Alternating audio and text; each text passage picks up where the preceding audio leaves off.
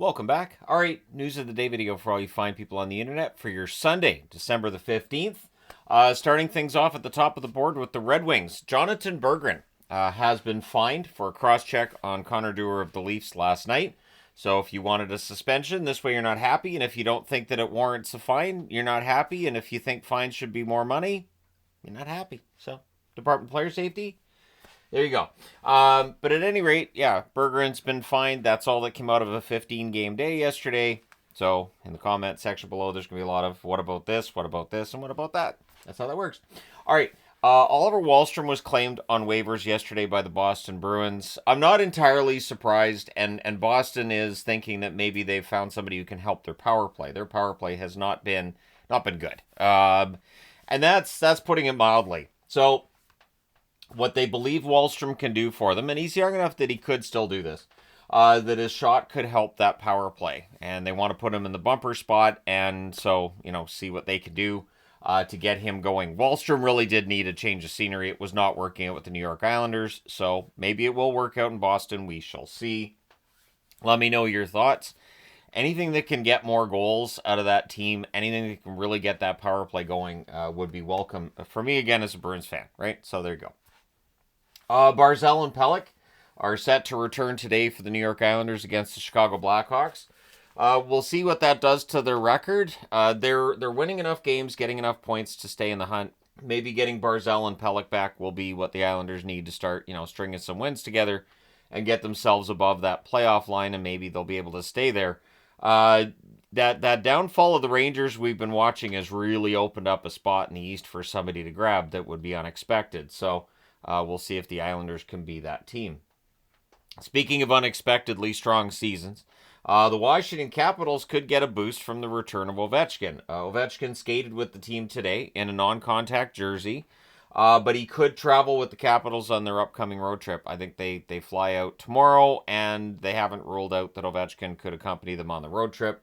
He's not that far out. So the Capitals, who've been doing quite well without Ovechkin, could be getting him back sooner than maybe expected. Peter Mrazek will skate tomorrow. He's been out for a while, dealing with a groin injury. In the meantime, it gives them a chance to see what Comesso's able to do. He played yesterday, wasn't bad. And it gives Soderblom more starts as well. And keep in mind that they've also got Laurent Brossoit, who's been on LTIR since the season started. Did they put him on LTIR? I shouldn't say that. He may just be on the injured reserve. I think he's on LTIR, though. But either way, he hasn't played yet this season, and Brossoit coming back would really help, too. They may go from having one NHL-proven goalie in Soderblom to having three soon enough. Seth Jones, dealing with a foot injury, of course. He has skated briefly yesterday and today as well. And now they're saying that the 4-week timeline that was originally put out there, November 20th, when he got hurt, he may take a little bit more time than that. So he's seen as being a little further out than expected at this point, but you want to make sure he's 100% when he gets back in the lineup. You don't want to be messing around with it. So either way, Seth Jones trending towards a return, just maybe not as quickly as people had hoped.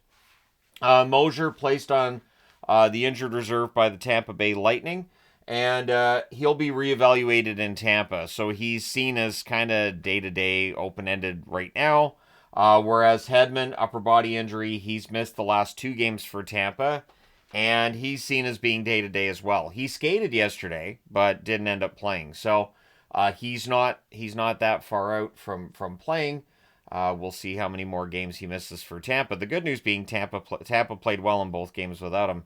And being without Mosier, too, it just shows the depth in that organization. The Tampa Bay Lightning are well known for having depth guys that can jump in and play quite well. That continues to be the case for the Lightning. MacKinnon has reached 50 points for the 10th straight season. We're not at the end of December yet. In fact, it's like the middle of December, and he's already at 50 points. So going out on a limb and saying MacKinnon probably gets more than 100 points this year. Sure, yeah, he'll probably get more than 100. But either way, MacKinnon reaching 50 points for the 10th season in a row is noteworthy because, 50 points is a nice total, but also because he's done it so early in the season. So congratulations to MacKinnon on what's been a remarkable season so far. And if he keeps this up, he may be looking at another Hart Trophy for himself at the end of this season. We shall see. The Utah Hockey Club, and this is something that we knew was going to happen this year when they were declared an expansion team. And I understand why that label's there, but this is an experienced team that had played together before this season. Well, they're the first team to record 6 wins in a row on the road in their inaugural season. So, I guess if you want to get around calling them an expansion team. So instead of saying they're the first expansion team, they're saying the first inaugural season. The North Stars had 5 straight wins on the road in 67-68. The 1967 expansion, of course, being a very different beast in that you had a 6-team league doubled to 12, and the 6 teams that joined the league were in a division of their own. And the original 6 were in another division. I think about that and how that would be received if that happened now. If we had an original 6 league and it doubled and all those teams were their own division and 4 of them were guaranteed playoffs, while 4 of the original 6 were guaranteed playoffs, sure, but the other 2 were going to miss and probably have better records than a couple of the expansion teams that made it. And that's what happened. So the 67-68 expansion, a very unique setup, and what we're seeing with Utah is kind of unique as well. I don't know of a time that we've ever seen a team move from one location to another and be seen as an inaugural expansion team. Closest I can think of is that when the San Jose expansion came in, it was kind of considered like it was owed to the former owners of the Barons / Seals, and so that's why you get a reverse retro 2.0 of the Sharks, which looks like a Seals jersey. So San Jose did the dispersal draft with Minnesota and everything too. I've done videos on it, but that's the closest I can think of to what we're seeing with Utah, where they're being basically called an expansion team.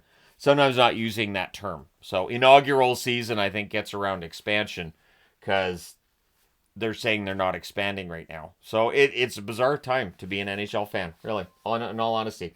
Let me know your thoughts in the comment section below regarding any of the items on this board. Don't forget to hit like and subscribe in the event you may not have done so already.